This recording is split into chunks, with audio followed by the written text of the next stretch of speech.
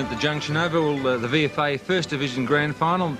Two sides will play off for the Mitsubishi Motors Cup. But before we preview the big games between Preston and Frankston, I'd just like to mention some of the sides that were expected to make the finals this season and didn't. Of course, to start off with was Geelong West. Very disappointing. They were odds-on favourites mid-season, but then lost confidence in each other and of course, bombed out in the final. Sandringham, well, they relied very heavily on top forwards in Ian Morris and Ross Brewer, kicked 150 goals between them throughout the year, but it appeared when these two players didn't fire, Sandringham couldn't put their game together. Port Melbourne, well, they're very disappointing. They've missed out in the finals for the first time in 12 seasons in '84, but they had the players there, but I just believe that some of the senior players, in fact, didn't give 100% commitment throughout the year, and of course they've missed out also.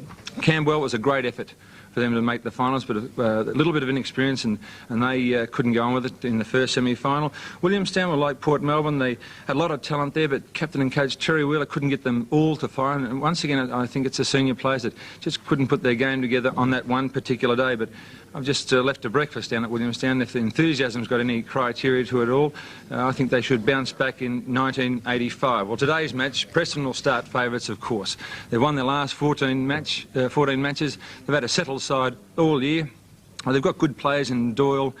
John Burke's a great player. Fife, David Bryan, Salvador, Tony Russell, who kicked 10 goals in the second semi-final a fortnight ago. They're all in form. And to back them up, we've got Shane Hallis, who has kicked 6 goals in the last 3 grand finals. That's 18 goals in 3 grand finals, which is a magnificent effort.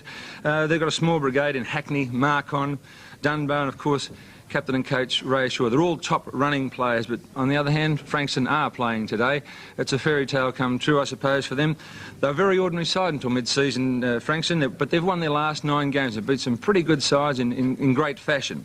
They're a real team of goers. Bardole, Rogerson, Boyd, Kyle are players that are all in form, and not forgetting, of course, the Liston Trophy winner in Peter Geddes, who will play a vital role in the ruck for Preston, try Frankston, Fred, today. But I'm going for Preston. They seem a more balanced side. But what worries me slightly, they've only played 1 game in the last 3 weeks, and there could be a little bit of complacency in the camp. But once again, the only way to say it, if there's guts and determination,